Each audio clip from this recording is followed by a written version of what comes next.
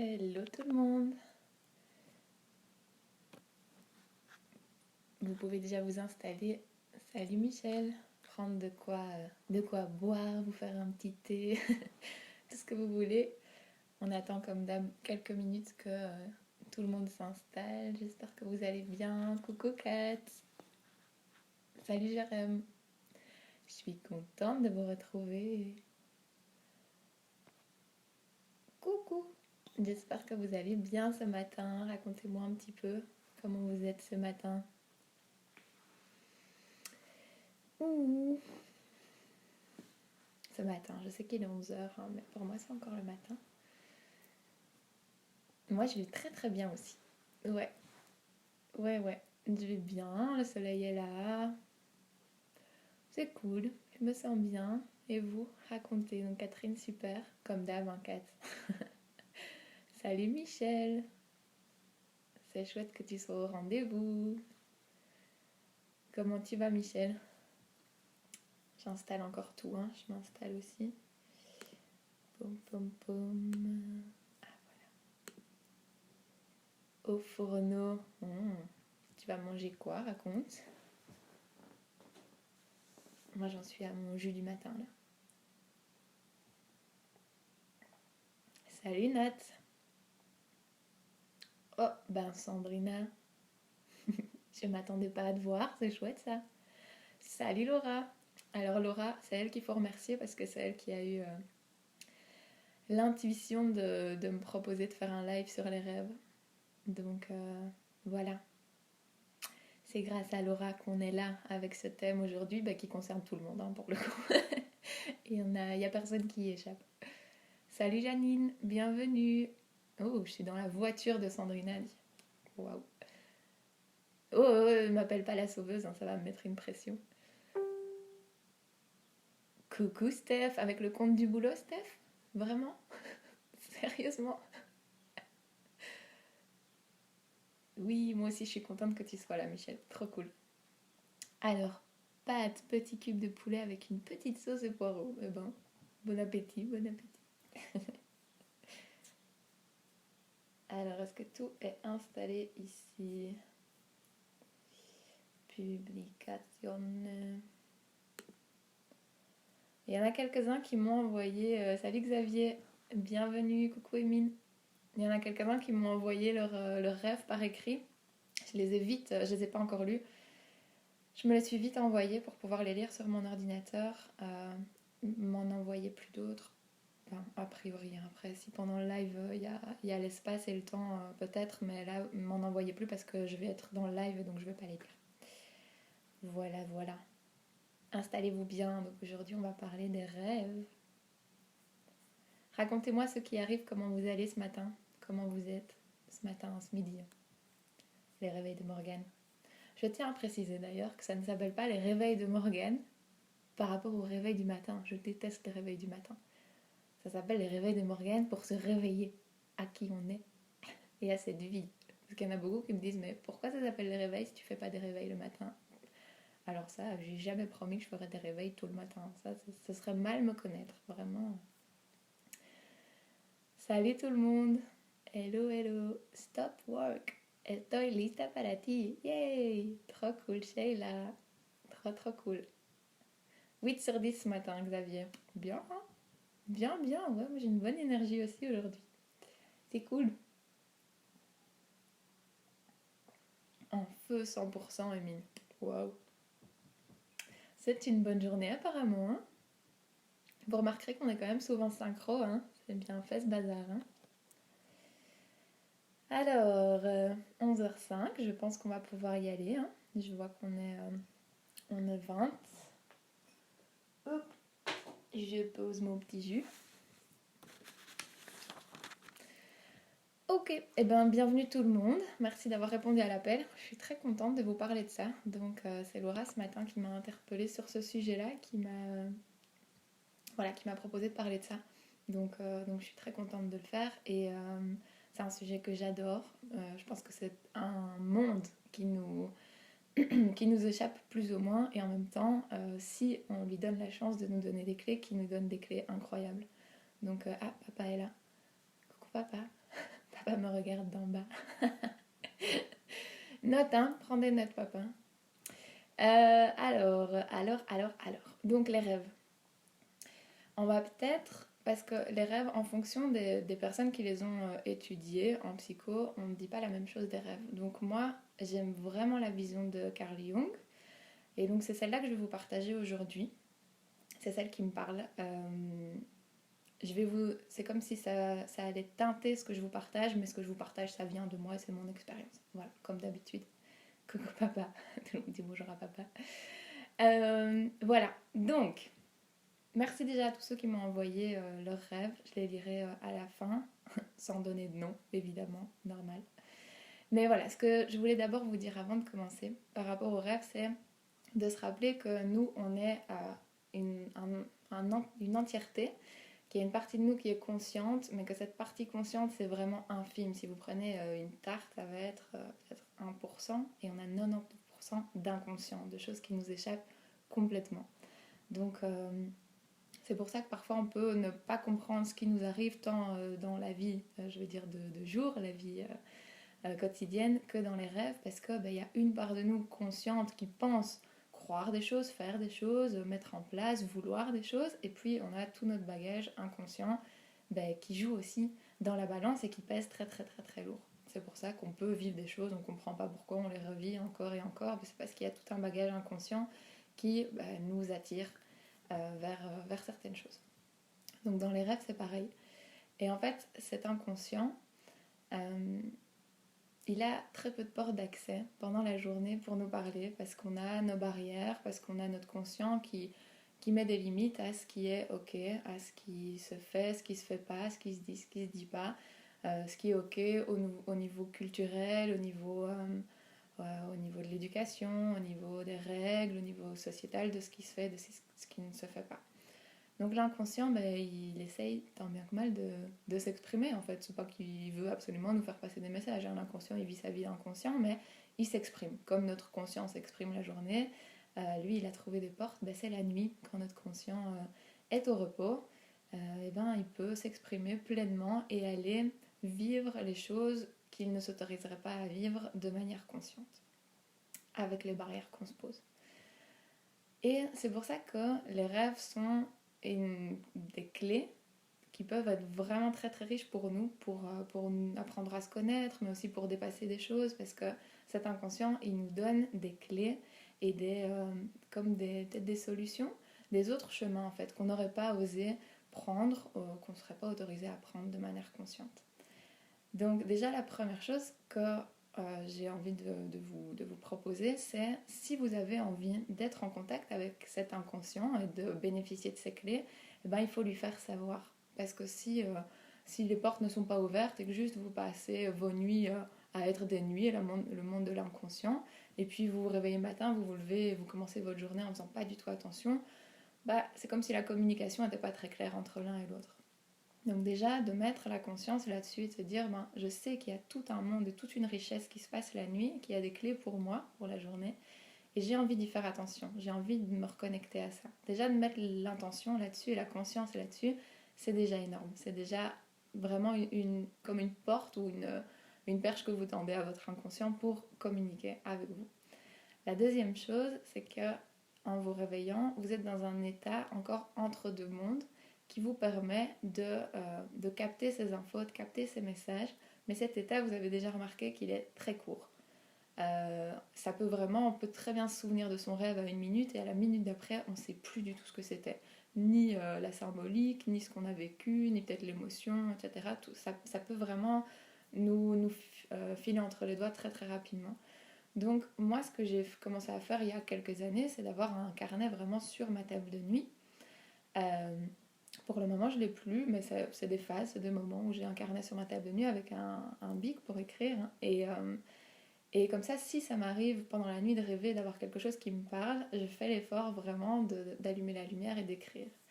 Alors j'ai plusieurs fois pas allumé la lumière, ça m'est arrivé d'écrire sur la page du rêve de la veille, donc le lendemain quand j'essayais de lire c'était illisible. Bref, donc ça vaut la peine quand même d'allumer la lumière, de faire l'effort de le noter. Ou le matin, quand vous vous réveillez, si vous vous rappelez d'un rêve, faites l'effort de juste le noter, juste mettre des mots-clés. pas vraiment pour ce rêve-là spécifiquement, parce que peut-être que voilà, c'était juste un rêve comme ça et que vous n'avez pas vu les clés qu'il y avait dedans, mais au moins c'est comme un signe, comme quand vous dites à un ami, bah, je suis disponible pour qu'on s'appelle de telle à telle heure. C'est comme si vous faisiez ça avec votre inconscient. Il sait que vous avez votre carnet, que vous avez envie d'avoir ces messages, et donc ça facilite la communication entre l'un et l'autre. Donc ça, c'est déjà la première chose.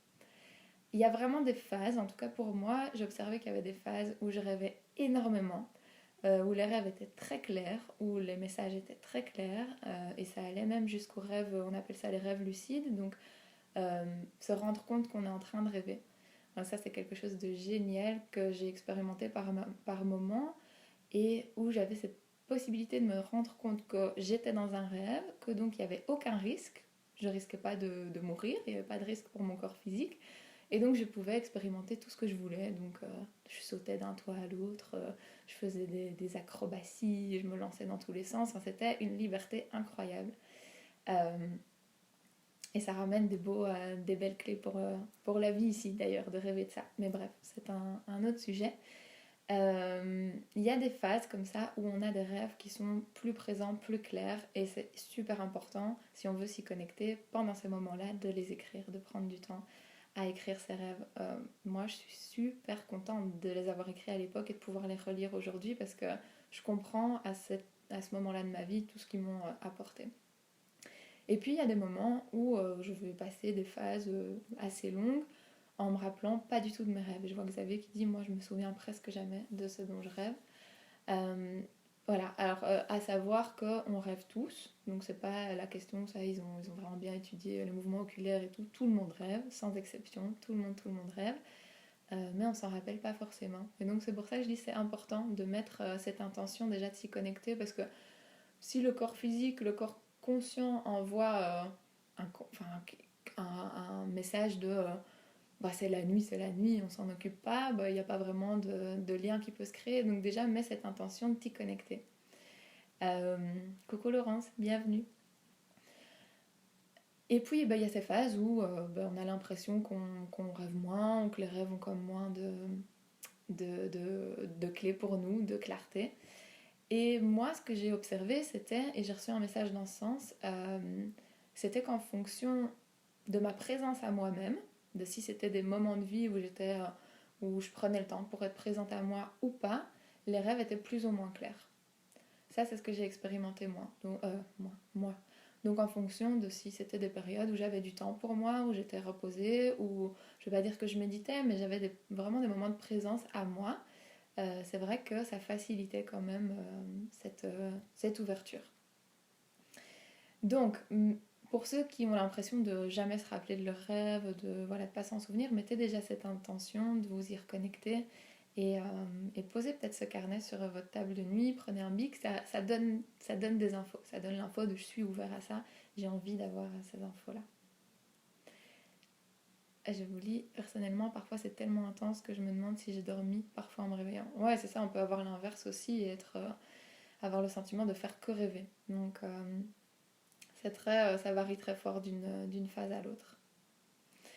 Alors, j'avais vraiment envie de vous parler de... en fait, il y a l'inconscient personnel et l'inconscient collectif. Donc, l'inconscient personnel, ça va être en fonction de tout ce que nous-mêmes, on a vécu dans notre vie, dans notre passé, des souvenirs, des personnes qui ont fait partie de notre passé, etc., et qui vont se manifester dans nos rêves. L'inconscient personnel aussi, il nous donne souvent des clés et des sujets au sujet de l'infériorité, d'un sentiment de ne pas être assez. Donc l'inconscient personnel, ça parle de la personnalité, de cette part de nous qui peut avoir l'impression de ne pas être assez. Et ça peut se manifester de tellement de façons, mais... Attends, je regarde juste vos messages. Coucou, mignon. Ça peut se manifester par un sentiment d'impuissance, un sentiment de fatigue extrême dans les rêves, un sentiment de ne pas être entendu, de ne pas être compris. Ça peut se manifester par plein de choses, mais ce qu'on retrouve dans les rêves, je veux dire, liés à l'inconscient personnel, à la personnalité, à notre vécu, ça peut être ce sentiment d'infériorité, comme une part de nous qui se sent pas assez. Donc là, on sait que c'est notre inconscient personnel qui parle. Et ce qu'on peut faire de ces rêves-là, donc je pense notamment à des rêves on a souvent, en tout cas ça revient souvent, les rêves où tu essayes de courir et tu n'arrives pas à courir et tu te sens vraiment freiné dans ton élan. Ces rêves où tu essayes d'exprimer quelque chose à quelqu'un et les mots ne te sortent pas. Les rêves où tu essayes d'atteindre quelque chose ou même de porter un coup à quelqu'un et que ça n'atteint pas la personne. Vous connaissez ces rêves, hein, ces rêves qui sont hyper frustrants, où voilà, on essaye de faire des choses mais ça ne va pas, ou ces rêves vraiment de sentiment d'infériorité, de je suis pas assez, je suis moins que... voilà, ça c'est tous des rêves qui nous parlent vraiment de notre inconscient personnel et de les parts de nous qui ont l'impression de ne pas être assez. Donc la première chose à se rappeler, c'est que cet inconscient, il nous donne une porte vers nos parts les plus intimes et les parts un peu, je veux dire, obscures, les parts sombres de nous-mêmes auxquelles on n'a pas accès par le conscient, qui sont comme refoulées parce qu'on ne veut pas les voir, parce qu'elles font trop mal, parce qu'elles ne sont pas belles à voir, parce qu'on n'en est pas fier, parce que c'est pas acceptable dans la société, parce que les conditionnements conscients ont barricadé ça. Donc ça c'est la première chose, c'est que ça nous donne accès à ces parts obscures ou intimes de nous-mêmes. Obscures, ça ne veut pas dire mauvaise, ça veut dire qu'on ne les a pas encore mis en lumière, on ne les a pas encore intégrées à qui on est pleinement, entièrement. On les a laissées un peu de côté parce qu'on ne les aime pas. Et donc elles prennent la porte des rêves. Ça c'est la première chose. Je continue à voir si vous êtes toujours là, mais je vois que tout va bien. Et donc par rapport à ce personnel, à ces rêves de l'inconscient personnel, il y a la possibilité de les passer dans le conscient. Donc si je fais un rêve où je me sens pas assez, je me sens inférieure, je me sens pas digne d'amour, je me sens moins que, ou je me sens impuissant, ou je me sens tout ça, c'est notre boulot d'aller rechercher cette part inconsciente puisqu'elle nous est donnée à travers le rêve et dans le conscient, quand on se réveille, de me dire ok, j'ai mis cette part inconsciente grâce à mon rêve en lumière, maintenant à moi de la faire passer dans le conscient et d'en prendre soin. Qu'est-ce que ça me dit de moi ce rêve où il y a encore cette part de moi qui se sent pas assez, qui se sent inférieure, qui se sent pas aimée, qui se sent abandonnée, qui se sent trahie, etc., etc. Comment est-ce que dans le conscient je peux accueillir cette part de moi que j'ai aujourd'hui mis en lumière et l'accueillir comme d'habitude avec beaucoup d'amour, avec beaucoup de douceur, avec écouter ce qu'elle a à nous dire et la laisser émerger au conscient. C'est vraiment ça que les rêves font malgré eux, c'est qu'ils nous permettent de mettre en lumière des choses qu'on avait peut-être laissées dans l'obscurité jusque-là. Donc c'est vraiment de pouvoir les accueillir. Je lis. Je ne me souviens pas, mais ici depuis 3 jours je ne rêve plus. Je ne sais pas si c'est parce que je suis malheureuse d'avoir perdu mon animal. C'est possible qu'il y ait des choses qui nous chamboulent, ça change aussi notre inconscient. Peut-être que l'inconscient il est présent pour d'autres choses à ce moment-là et qu'on est trop dans ce qu'on est en train de vivre dans notre vie consciente et que donc c'est comme mis en pause. Ça ne veut pas dire qu'on rêve plus, mais c'est comme pas la priorité du conscient de traiter ça pour le moment. Donc c'est possible que pour le moment tu n'y aies plus accès et c'est pas grave, c'est des phases. C'est des phases. Un truc qui m'aide pour me souvenir de mes rêves et de ne pas me réveiller trop brusquement. C'est une question, Laura? J'ai pas compris. Je lis si t'avais mis autre chose avant. Dis-moi, Laura, si c'était une question ou... Ok, alors après, à côté de l'inconscient personnel, on a du coup l'inconscient collectif. Et alors ça, c'est magique. Ça, c'est tout ce qu'on porte dans nos cellules, dans notre mémoire cellulaire. C'est que on a l'inconscient collectif de cette humanité, de tout ce qu'on a vécu depuis la petite bactérie, le petit microbe qu'on était, jusqu'à l'animal, le minéral, le végétal, toutes les étapes par lesquelles on est passé. Et d'ailleurs, on sait que les fœtus, ils ont encore des branchies. Donc il y a des preuves en nous, dans notre corps physique humain, de tous ces souvenirs, de tout ce qu'on a traversé comme ère, comme il y a ces mémoires cellulaires dans les icebergs, je tombe plus sur le mot, pas iceberg, attendez ça revient, les glaciers, on a ça en nous, on a cette mémoire cellulaire. Et donc parfois, les rêves, ils parlent aussi de cet inconscient collectif. C'est pour ça qu'on va faire des rêves où on se dit, mais j'ai l'impression que ça ne m'appartient pas, j'ai l'impression que ça me dit rien, ça parle pas de moi, je vois pas d'où ça sort, je vois pas où j'ai pu imaginer ça, comment j'ai pu aller dans ce monde-là que j'ai jamais vu de ma vie. Et ça, c'est notre mémoire collective qu'on a tous en nous et qu'on peut pas toujours expliquer, mais qui est là. C'est des souvenirs et des traces qui sont dans notre corps et qui s'expriment aussi par un certain inconscient. On sait qu'on est tous connectés, on sait que c'est pareil pour l'inconscient, c'est cet inconscient collectif. Et d'autant plus dans des périodes comme maintenant, où on est pour peut-être la première fois consciemment tous connectés autour d'un événement global. Donc c'est assez normal que pendant la nuit, inconsciemment, on soit aussi connecté à des choses qui sont énormes, qui parlent comme à tout le monde, qui parlent de sentiments de fin du monde, de peur intense, de mourir, etc. Pour le moment, on a ça qui parle et qui nous relie. Donc on peut avoir des rêves dans ce sens-là aussi, qui sont plus de l'ordre de l'inconscient collectif. C'est Laura, c'est une réponse à ceux qui ont du mal à se souvenir de leurs rêves. Si je me réveille d'un coup et que je suis active tout de suite, j'oublie mon rêve. Si je me réveille doucement, je peux plus facilement me souvenir de mon rêve, comme si je pouvais encore un peu me plonger dedans et recoller les morceaux. Ouais, tout à fait, c'est pour ça que je vous dis de vraiment prendre soin de ce moment de réveil, parce que c'est une courte période où on est encore entre ces deux fréquences et cette porte se referme vite dès qu'on a vu une notification Facebook, un bazar, hop, on repasse dans le monde conscient, je vais dire. Et donc c'est vraiment une petite fenêtre qui nous est ouverte le matin et dont il faut prendre soin. Vraiment, comme tu dis, et prendre le temps de se réveiller doucement, de mettre peut-être des mots, d'écrire, de vraiment se poser avant de démarrer notre journée. C'est vrai, ça vaut vraiment la peine de le faire en tout cas, sinon la porte se referme et puis on se rappelle plus. Est-ce que vous avez des questions ou des choses à me partager jusque-là avant que je continue? Je vous laisse un peu le temps si jamais il y en a qui veulent réagir ou poser des questions.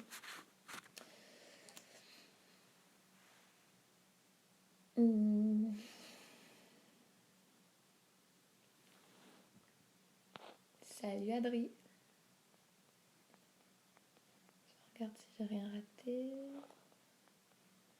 Je pense que je vous ai lu. Je vois pas de questions. C'est que je peux continuer. Je bois un petit coup et je continue.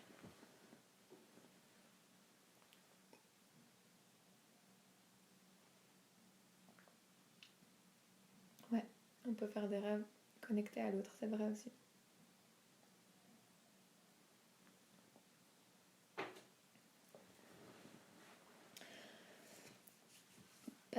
Voilà. Moi, l'idée, c'est vraiment le rêve récurrent. Ce rêve, ça fait plusieurs années. Ouais, on va en parler. Donc, la grosse différence entre Freud et Jung, c'est que Freud, il prenait les rêves au sens littéraire. Donc, ça veut dire qu'il prenait... bon, je vais faire un peu des généralités, mais si on rêvait qu'on faisait l'amour à notre père, hein, parce que c'était un peu le sujet de Freud, il disait que c'était qu'il y avait une part de nous qui voulait ça. Avec Jung, ce que j'aime bien, c'est qu'il ne va pas prendre le rêve au sens littéraire, il va le prendre au sens symbolique. Donc si je rêve de certaines personnes, ça ne veut pas forcément dire que ça parle de cette personne. Ça va plutôt parler de ce que cette personne représente pour moi, dans mon inconscient. Si par exemple je rêve... allez, je vais parler de moi. Je pourrais rêver imaginons, je suis dans ma période où je suis en Belgique, où je bosse, où je pense à l'année passée, où je suis triste, j'ai envie de partir, de voyager, etc. Et je peux rêver encore et encore d'une personne de mon entourage qui voyage beaucoup. Inconsciemment, c'est comme une manière de mon inconscient de me reconnecter au voyage. Il a trouvé la personne qui représente pour moi la manière de voyager autrement. Comme je ne peux pas le faire dans ma vie consciente, mon inconscient va trouver cette porte. Et donc pour vous, dans vos rêves, c'est important de vous demander, ok, si je rêve de cette personne et que j'en rêve encore et encore et encore, surtout si ça revient, hein, c'est que c'est vraiment présent, qu'est-ce que cette personne représente pour moi, pas qui elle est. Donc si je rêve encore et encore d'une personne, on peut, et c'est légitime, et dans vos messages j'ai eu ça, se demander est-ce que je devrais l'appeler, est-ce que je dois la recontacter, est-ce que c'est parce que je rêve d'un ex encore et encore que je dois le recontacter. Non, c'est vraiment se demander euh, qu'est-ce que cette personne représente pour moi, qu'est-ce que ça me raconte, quelle part de moi. Vous savez, je dis souvent, je rappelle souvent qu'on est ce diamant aux 1000 facettes et que chaque personne autour de nous qu'on rencontre dans notre vie vient refléter une ou plusieurs facettes de nous. Ça vient refléter, vous savez, on est des miroirs. Et dans nos rêves, c'est pareil. Donc cette personne dont je rêve, elle vient juste me rappeler une facette de moi euh, sur laquelle là, c'est comme si c'était une facette qui était en manque, une facette que j'ai laissée de côté. Donc on peut se demander qu'est-ce que cette personne éveille en moi. Quand je la vois, qu'est-ce qu'elle m'inspire? Ou à l'époque, qu'est-ce qu'elle m'inspirait? Et qu'est-ce qui est en manque aujourd'hui chez moi? Je lis, si vous... Voilà, le rêve récurrent. Donc voilà, après la rupture, je pensais que c'est bon, là, hop, ça revient. Voilà, donc vraiment se demander qu'est-ce que cette personne représentait pour moi, qu'est-ce qu'elle éveillait en moi et qui aujourd'hui n'est comme plus présent. Parce que du coup, souvent, ce qu'on va faire, c'est qu'on va faire une projection. Hein. Je pense normalement, je pense aux dépendances affectives et à ce truc de projeter sur l'autre quelque chose qu'on croit avoir en manque en soi et attendre tellement de cette personne et de se dire qu'on ne peut pas s'en passer. Et donc, ce qui est intéressant dans les rêves récurrents comme dans une dépendance affective, c'est de se demander qu'est-ce que cette personne représente, quelle facette de moi elle met en lumière. C'est une facette de moi qui est comme en manque. Je manque à cette facette manque à moi et cette personne vient me le refléter. Et je me trompe, je me raconte, je projette sur elle ce manque en me disant qu'il me faut cette personne pour vivre ça. Et c'est pas ça.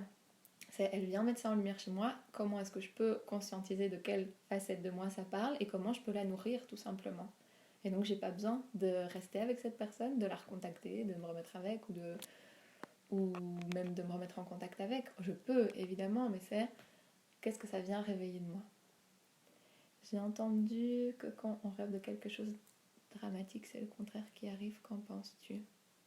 C'est vrai que souvent on dit que quand il y a par exemple une mort ou un décès, c'est une nouvelle vie qui arrive. De nouveau, c'est la symbolique. C'est la symbolique derrière ça. Donc qu'est-ce que représente pour toi, pour nous par exemple, là, il y a peu de temps, on m'a raconté un rêve d'une explosion vraiment énorme partant d'une centrale, d'une industrie, quoi. Qu'est-ce que ça représente pour la personne qui est rêvé de ça? Qu'est-ce que ça veut dire? Qu'est-ce que dans sa vie tous les jours, à quoi est-ce que ça fait écho? Qu'est-ce que ça vient réveiller? Donc c'est vraiment au niveau de la symbolique. Il y a aussi des personnes qui vont rêver encore et encore de bébés. Qu'est-ce que ça représente un bébé pour elle? Est-ce que c'est la vie? Est-ce que ça représente justement une nouvelle vie, un nouveau départ? Est-ce que ça représente la tendresse et la douceur? Donc c'est aussi intéressant, au-delà des personnes, de se demander quand je rêve de quelque chose, ça peut être d'un animal, ça peut être d'une situation, peu importe. En fait, on aura tous des lunettes différentes sur les rêves. Parce qu'on a tous des codes différents, je dirais un inconscient différent. Donc ça va être qu'est-ce que cette personne ou cet animal ou cette situation me raconte à moi comme symbolique. Par exemple, je me rappelle une amie qui avait rêvé de bébé chat, de chaton, etc. Et on était en stage à ce moment-là. On était en stage et on décodait justement les rêves. Et dans son rêve, elle faisait du mal à ses bébés chats, un truc comme ça. Et donc c'était ok, les bébés chats, qu'est-ce que... Je vous le fais en cours. Hein. Les bébés chats, qu'est-ce que ça représente pour moi? Ça représente la douceur, la tendresse, voilà. Et puis c'était elle qui faisait du mal. Donc comment est-ce que, dans ma vie de tous les jours, est-ce qu'il y a une part de moi qui fait du mal, qui tue, qui blesse la part de moi tendre, douce, qui a besoin de douceur, qui aime ça? C'est très simple. C'est vraiment l'inconscient, il va utiliser des images très basiques pour vous parler, pour s'exprimer. Pas dire pour vous parler parce que l'inconscient ne veut pas nous parler, il s'en fout, il fait sa vie l'inconscient, mais pour s'exprimer. Donc voilà, ça va vraiment être de te demander pour toi, Laurence, ou pour les personnes qui rêvent de quelque chose de dramatique, ben, bon là c'est large, hein, mais qu'est-ce que symboliquement cette personne, cette chose, cette situation représente pour moi? Qu'est-ce que je ressens quand je vois cette personne? Catherine, toujours le même rêve pendant plusieurs années sans jamais arriver à la fin du rêve. Et un jour, je suis allée au bout du rêve, j'avais résolu ce que j'avais à comprendre. Ouais, ça c'est fou aussi, ces rêves qui reviennent, qui reviennent. Parfois, j'ai l'impression que je fais le même rêve, oui, pendant des nuits, et ça s'étale sur des semaines. Et c'est comme si à chaque fois, je pouvais aller un peu plus loin. Et c'est vraiment, comme tu dis, une résolution. Et on avance pas à pas, et c'est comme si on pouvait aller un petit peu plus loin, un petit peu plus en profondeur dans la compréhension, jusqu'à aller jusqu'au bout du rêve. Il y a aussi des rêves, je ne sais pas si c'est une chance, mais dans cette possibilité que j'ai de me rendre compte que je rêve, c'est très pratique pour les rêves qui font peur. Parce que du coup, dès que je suis confrontée à quelque chose qui fait peur, j'ai la possibilité, j'ai trouvé un truc exceptionnel, c'est que, bon, de ça, je ne sais pas comment, mais je me rends compte que je suis en train de rêver. Et du coup, en fait, je respire très fort par le nez. Je fais du bruit, quoi. Dans mon rêve, je fais le plus fort possible. Il y a un moment où ça me réveille, en fait. Et donc, c'est la technique que j'ai trouvée pour échapper aux rêves qui me font peur.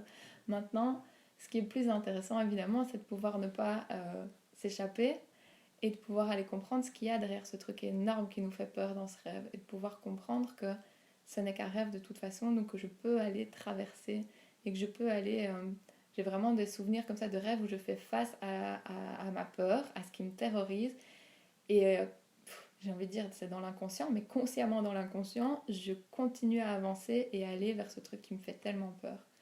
Et ça, c'est des super clés qu'on peut ramener dans la vie, je vais dire, quotidienne. Je ne vais pas dire la vie réelle, parce que voilà, mais dans la vie de jour, pour se dire, ok, quand il y a une peur devant moi, comment est-ce que je peux ne pas détourner le regard, ne pas courir dans l'autre sens, mais aller en profondeur vers elle, en la respirant, en continuant à avancer, en se rendant compte qu'elle m'anéantit pas, elle me tue pas. Donc ça, c'est vraiment ce que les cauchemars aussi, les rêves qui font peur, peuvent nous apprendre pour la vie de tous les jours. C'est vraiment comment je peux respirer ma peur et continuer à avancer, continuer à rester en mouvement et pas me figer. Ah, tout un monde, hein. Je me remets un petit peu droite.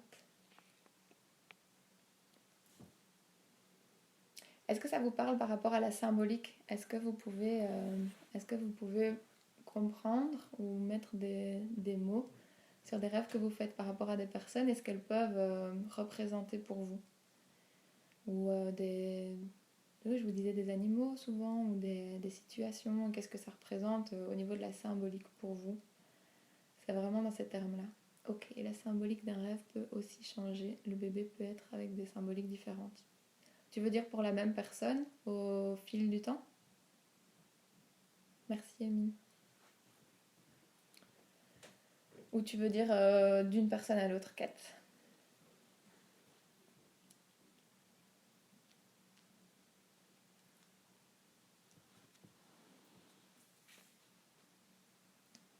Je sais pas oui quoi. Si c'est pour la même personne, oui tout à fait, parce qu'on continue à évoluer avec le conscient et donc on va poser des symboliques différentes sur les choses. Ouais, tout à fait. Tout à fait, donc à un moment de ta vie, peut-être que le bébé va représenter une nouvelle vie, et puis à un autre moment de ta vie, le bébé, parce qu'entre-temps, t'en as eu un, tu l'as eu dans les bras, ça a été un super moment de connexion et d'amour inconditionnel, et il est passé à cette signification-là pour toi. Donc ouais, ça peut tout à fait... Pas facile pour moi, c'est plus lié à une blessure du passé, lié à ma blessure d'âme, rejet. C'est difficile à dire ce que ça représente pour moi, cette blessure. Si ça vient, si c'est un rêve qui est récurrent, qui vient te chercher au niveau émotionnel, c'est en effet, c'est peut-être quelque chose au moment même que tu n'as pas pu libérer, pas tout à fait, qu'il y a encore comme des choses à laisser couler, à laisser pleurer, à laisser, et que c'est comme si l'inconscient savait qu'il avait à se défaire de ça, tu vois, de ces paquets qui traînent et qui t'encombrent, ou qui laissent comme un fond de tristesse ou de peur, et que comme dans le conscient t'es plus dans cette histoire, t'as plus comme l'occasion, l'inconscient va te remettre en fait dans ce sentiment, cet émotionnel lié à cette situation, pour que tu puisses te décharger de ce poids qui traîne. Donc ça c'est vraiment une possibilité aussi, et ça quand c'est là, alors on peut se réveiller vraiment avec un fond comme ça nostalgique ou triste, et c'est comme pour toute émotion, c'est vraiment de la laisser circuler sans essayer de comprendre et de décortiquer forcément. parce que c'est aussi important. Ici, j'ai envie de vous donner des clés parce que c'est tellement gai de jouer avec ça. Donc pour moi, la première, ne pas prendre les choses littéralement. C'est pas parce que je rêve de quelqu'un que ça parle de cette personne, mais ça parle de ce qu'elle représente pour moi. Ça, c'est la première chose. Toujours se demander, ben, cette situation, cette personne, voilà, qu'est-ce que symboliquement, qu'est-ce que ça représente pour moi, pas pour tout le monde, pour moi. Euh, mais à savoir que c'est inconscient, c'est un monde qu'on ne pourra jamais cerner, qu'on ne pourra jamais décoder et comprendre complètement. Il faut qu'on se rappelle que c'est en fait. J'essaie de mettre un mot derrière, mais c'est. On ne peut pas l'enfermer dans des cases et dans des explications et dans des. Donc ici, c'est comme des clés pour jouer avec ça, mais à savoir qu'il y aura toujours une infinité qui nous échappe complètement. Que faire concrètement pour sortir de ça, me décharger de ça? Bah, tu sais, il y a vraiment un truc, c'est quand on veut sortir de quelque chose, même si c'est très frustrant, c'est au contraire, c'est d'accepter ça. Parce que pourquoi sortir de ça? Parce que c'est un rêve qui dérange, que ça se fait pas de rêver de ça, que c'est pas permis, que tu vois, les règles de couple et de la société actuelle ne veulent pas qu'on rêve de ça, que c'est pas bien. Mais l'inconscient, il se fout de ça. Donc au plus tu vas vouloir sortir de ça et arrêter de rêver de ça, je te laisse deviner ce que ça va faire. Ce qui est intéressant, c'est de se demander pourquoi je veux sortir de ça, pourquoi j'ai si peur de... Pourquoi c'est si dérangeant. Tu vois, c'est comme vraiment toute émotion, c'est vraiment de s'autoriser à cette émotion et à ce rêve parce qu'il fait partie de toi. Ouais, et ben si c'est hyper prenant au niveau émotionnel, encore plus, pourquoi vouloir sortir d'une émotion? Ce serait dire que c'est pas bon, ce serait dire que c'est pas bon pour moi. Et au plus on essaye de sortir de quelque chose, au plus on le grossit. Au plus, donc, au contraire, quand vous avez quelque chose qui passe par vous, qui est là, qui est à vivre, et que vous avez une voix qui dit comment je peux arrêter ça, comment je peux sortir de ça, directement dites-vous en arrêtant de vouloir en sortir, c'est qu'il y a une part de vous que vous ne voulez pas intégrer, comme vous ne l'aimez pas, vous ne l'acceptez pas. Et au moins on accepte cette part, au plus on essaye de l'enfuir et dire allez maintenant c'est bon, je passe à autre chose, j'essaie de la dissoudre, au plus elle va s'intensifier parce que c'est notre job entre guillemets de réintégrer toutes les parts de nous. Donc à voir pour toi ce que ça vient éveiller. Qu'est-ce que ça vient éveiller? Parce que ça, il n'y a pas une réponse. Quand je fais un rêve encore et encore et encore et que moi, ce qui me vient là, c'est un peu la culpabilité. C'est un peu ce truc de je devrais pas rêver de ça et je m'en veux, c'est pas la bonne chose. Et du coup, ça vient de te demander est-ce qu'il y a vraiment une bonne chose? Qu'est-ce qui est vraiment vrai, tu vois, dans les règles qu'on se met de ça se fait, ça se fait pas. Au plus tu vas être en lutte contre ça, au plus tu es en lutte contre cette part de toi et au plus elle va grossir. Donc c'est d'accueillir et au contraire, moi je dirais, dis à ce rêve de revenir et de te donner des messages et des clés concrètes, qu'il est le bienvenu, que tu es prête à entendre. Et dans ton conscience, sois prête aussi, parce que parfois c'est ça, c'est que je pense qu'il y a une part de nous qui sait ce que ce rêve vient nous raconter, mais c'est comme si dans le conscient on s'y autorisait pas, parce que ça remettrait tellement de choses en question, parce que ça nous pèterait un peu à la gueule, et donc c'est vraiment, qu'est-ce que ça vient me dire de moi? Pourquoi ça me rend triste? Je suis triste de quoi en fait? Qu'est-ce qui me manque? Qu'est-ce que j'ai le sentiment d'aller en manque en moi?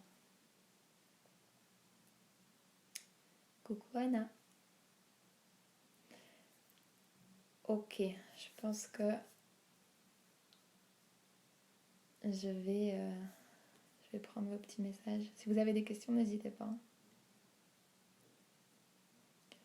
Je prends le temps de les lire.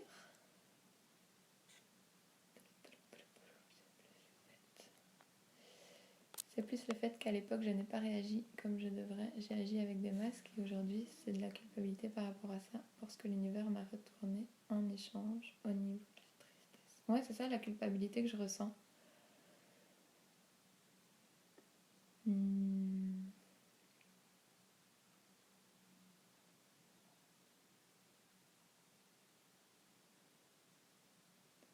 Ouais, par rapport à la culpabilité, toujours se rappeler qu'il n'y a pas de... Il n'y a pas de victime et de bourreau, qu'on se donne des rendez-vous, qu'on se rencontre pour les choses parfaites et que la personne pour laquelle tu éprouves de la culpabilité, elle a tout son pouvoir entre les mains. Parce que quand on culpabilise, on se raconte qu'on a eu le pouvoir sur l'autre personne, ce qui est faux. Oui, oui, je dirais quelque chose comme ça. Donc elle demande accepter que je ne suis pas parfaite, je ne sais pas. Euh, que tu peux être méchante. Moi, c'est ça qui me vient, tu vois, dans la culpabilité. C'est ce que je ressens, c'est comme une tristesse d'avoir blessé l'autre et de culpabiliser de ça et de pas avoir été que la Laura gentille, parfaite dans un certain sens. Et je connais pas l'histoire, mais d'accepter d'avoir été la connaisse, si je raccourcis. Hein. Tu vois ce que je veux dire? D'accepter d'avoir été pas parfaite, oui, pas 10 sur 10 au point de vue communication, intuition, perception, partage, etc. Voilà, donc ouais, ça parle de culpabilité en tout cas. La culpabilité, ça nous amène toujours à remettre le pouvoir dans les mains de l'autre aussi, se rappeler qu'on n'a pas le pouvoir sur l'autre. Voilà, merci en tout cas pour ce partage, Laura. Ouais, ouais, par rapport au masque et à la culpabilité, remettre le pouvoir dans les mains de l'autre. Alors. Ah voilà. Je lis vite fait, hein, puis je vous dis.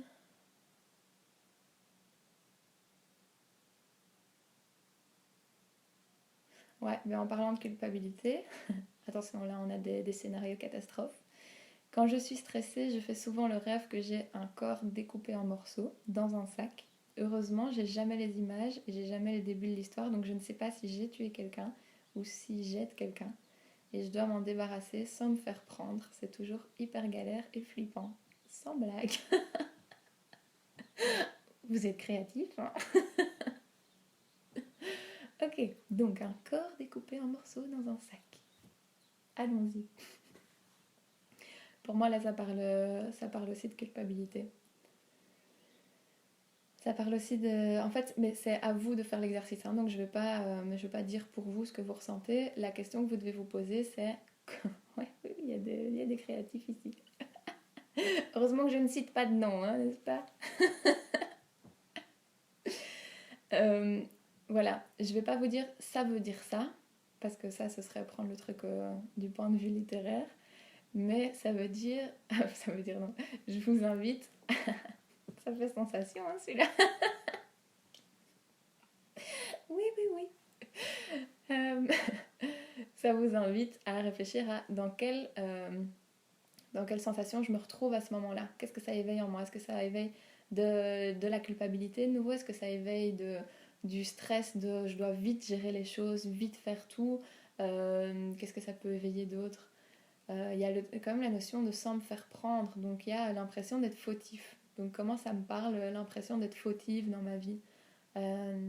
Tu vois, est-ce que j'en sais rien, est-ce que c'est un vieux truc coincé de l'enfance de s'être fait prendre, tu vois, à faire une bêtise et qu'on est resté un peu bloqué à ce moment-là. Il y a comme une boule d'émotion qui est restée bloquée et du coup l'inconscient il a besoin d'évacuer ça et donc il va nous faire rêver de choses où je vais pouvoir me sentir très très très fautif et pouvoir évacuer ce stress. L'inconscient est très intelligent et il nous permet d'évacuer ce qu'on n'a pas évacué en fait. Donc, euh, donc c'est à vous de vous poser cette question par rapport au rêve. Comment je me sens dans le rêve? Est-ce que c'est fautif? Est-ce que c'est coupable? Est-ce que c'est stressé, pris par le temps, etc. Peu importe tout ce que ça peut être. Et me demander, ok, qu'est-ce que ça me raconte de ma vie de tous les jours? Dans quelle mesure est-ce que je me sens comme ça? Ou j'ai peur d'être pris en faute, ou j'ai peur de mal faire, ou j'ai peur de faire des bêtises, ou j'ai peur de... Comment ça parle de moi? Ça, c'est vraiment la question que vous devez toujours vous poser par rapport au rêve. Alors un autre, je rêve de temps en temps que je suis chez moi et que quelqu'un surgit de nulle part, genre un voleur, et là je suis tétanisée, impossible de crier, de courir, mon corps me lâche complètement. Ouais, donc ça on en a parlé un petit peu au début, je pense que vous êtes beaucoup à mon avis. Hein. On a presque, j'ai envie de dire tous, déjà expérimenté ces rêves où on essaye de s'enfouir et on peut pas, où on essaye d'exprimer quelque chose et ça sort pas. Euh, dites-moi, mais je pense. Hein. Ces rêves où... ouais, on essaye on essaye de mettre quelque chose en mouvement et juste que ça ne sort pas et que ça ne vient pas. De nouveau, c'est se demander, ok, qu'est-ce que ça me fait sentir en moi? Est-ce que je me sens complètement impuissant, pas entendu, pas compris? Euh, Est-ce que je sens l'impossibilité à libérer ma colère et toute ma haine? Est-ce que je sens... bref, tout ce que ça peut... c'est très frustrant, ouais. De la frustration, voilà. Et de nouveau, me demander dans ma vie de tous les jours, à quel point est-ce que j'ai cette possibilité de sortir ma colère ou ma peur. Quand elle est là, quand je vis franchement quelque chose de pas facile, dans quelle mesure j'ai cette possibilité de faire sortir l'émotion en fait? Ou est-ce que mon conscient a mis une barrière telle ici que ce soit la colère, hop, elle monte, il y a mon bouton off et hop, elle redescend. Que ce soit la tristesse, ça monte, je la ravale et ça redescend. Ou ça passe au niveau de la tête et je relativise, ou j'en fais quelque chose de positif, ou tu vois, c'est aussi des manières très fortes du conscient de barricader les émotions. Hein. On la repeint de manière plus jolie sous le développement personnel et la gestion des émotions, mais c'est tout aussi violent que de ravaler sa colère, de se dire non mais ok, tout va bien, je vais bien. C'est aussi violent pour nous. Donc comment ce rêve vient me montrer euh, si j'ai la possibilité ou non, quand il y a une émotion qui veut sortir, de la sortir. Ou est-ce que je suis comme dans ce rêve, incapable? Quand j'ai envie de dire... En fait, le truc, c'est que dans la journée, avec mon mode conscient, je m'en rends même plus compte parce que c'est devenu tellement une habitude. Quand j'ai un pic là qui monte de colère ou d'avoir envie de dire quelque chose à quelqu'un, mais j'ai tellement peur de blesser, de pas être aimée, etc. J'ai tellement de fois emprunté le chemin de bouton off, je ravale ma colère, qu'en fait c'est devenu complètement une habitude, que mon corps le fait automatiquement sans plus aucun effort en fait. Je le remarque même plus passer, mais ça arrive 1, 2, 3 fois sur ma journée. Et pendant ce temps-là, c'est mon corps qui encaisse cette colère que je ravale, ou cette émotion que j'enfouis. Sauf que l'inconscient, il se dit, ok, c'est la nuit, j'ai la paix, on va aller sortir ça. Et ce rêve me montre que je n'en ai pas la possibilité. Donc la clé, ça vient me montrer comment est-ce que je m'empêche, moi, de me mettre en mouvement, de dire mes émotions et ce que je ressens à l'autre. Comment est-ce que je me prends en compte dans ce que je ressens et je m'entends dans mes besoins. Si je rêve que j'exprime tout à l'autre, que j'ai vraiment envie de lui partager à quel point j'ai mal, à quel point c'est dur, à quel point je suis blessée, et que j'ai l'impression que l'autre s'en fout, et que je suis comme face à cette barrière, là, ce truc où il n'y a rien et où je suis seule face à moi, ça vient me demander dans ma vie de tous les jours comment est-ce que moi je prends soin de ma vérité à moi, de ce que je vis là, et comment est-ce que je prends soin de moi tout simplement. Comment est-ce que moi je m'écoute si je me sens pas écoutée dans mon rêve? Comment est-ce que moi je me mets en mouvement si je me sens bloquée et freinée dans mon rêve? Comment est-ce que moi je m'autorise à sortir ce que je pense si dans mes rêves j'ai l'impression que c'est coupé et que ça sort pas? Moi, pendant une période de ma vie où j'étais vraiment très très fatiguée, c'était fou, ça m'est arrivé vraiment souvent. Même dans mes rêves, j'étais épuisée. Mais épuisée, j'arrivais même pas à ouvrir les yeux dans mes rêves. Donc je passais mes rêves avec les yeux fermés. C'est quand même intéressant, hein. Et je passais ma vie avec les yeux fermés aussi à ce moment-là. J'étais en mode zombie, là, à aller d'un endroit à l'autre, en comprenant pas du tout pourquoi je faisais les choses, en n'aimant pas le faire, etc. Et la nuit, je rêvais que j'avais les yeux fermés dans mes rêves et que la lumière m'éblouissait tellement que j'arrivais pas à les ouvrir. Je sais pas si vous avez déjà eu ça. Et que j'étais fatiguée, je me serais endormie partout, dans mes rêves, hein. Je rêvais que je dormais partout. Salut Jérém, bonne journée. Alors je regarde si j'ai d'autres. Et alors oui, quand j'ai des périodes de stress, je rêve d'araignées. Ouais, ça moi aussi. Bah ça c'est très simple, hein. Ça c'est cadeau. Pour beaucoup de gens, les araignées c'est la peur. Et donc si on a des périodes où il y a de la peur, on va rêver d'araignées. Si c'est le symbole de la peur pour nous. Donc ça c'est vraiment pour moi l'exemple parfait de comment les rêves utilisent notre symbolique pour s'exprimer. Voilou, voilou. Je sais que j'en avais reçu un autre, mais je ne l'ai pas ici. Donc j'y répondrai en message privé. Alors, les rêves prémonitoires, comment sait-on si c'est une prémonition et qu'est-ce qui les différencie d'un autre rêve? Alors là, je vais partir un peu dans un délire autre. Kat, c'est une méga question, mais je pense que ça ouvre des portes énormes à plein de choses, donc je vais y répondre brièvement comme je peux y répondre, mais c'est tellement vaste ça, ce que tu ouvres là, que...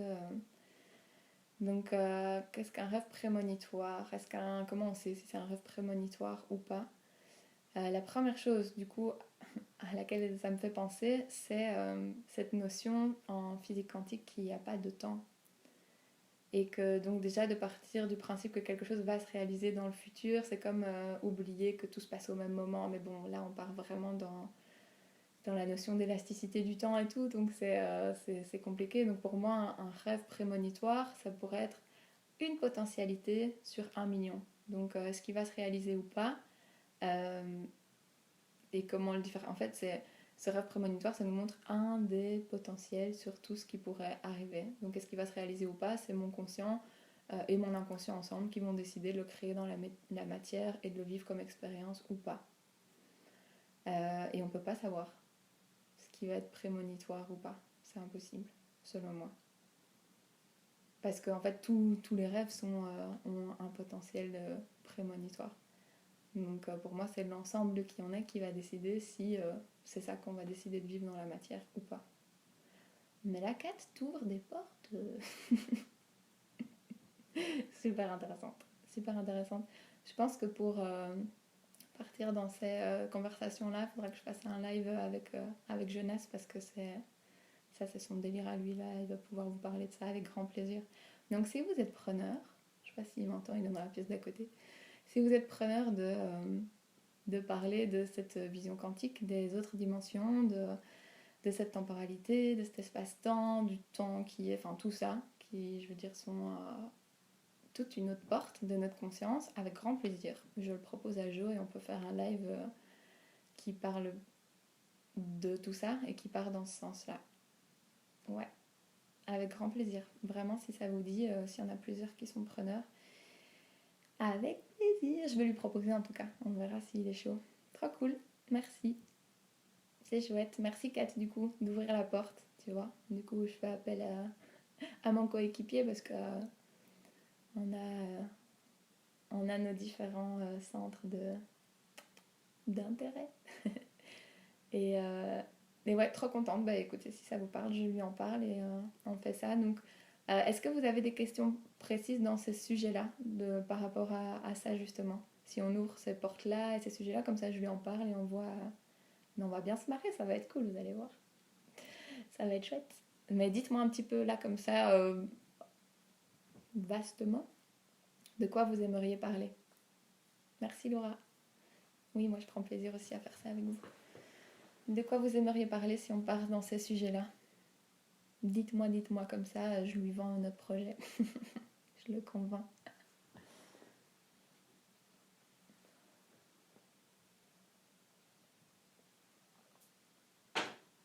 Steph, puisque tu me dis que tu regarderas, si tu es toujours là, je me rappelle que tu m'avais dit qu'il y avait un truc qui te...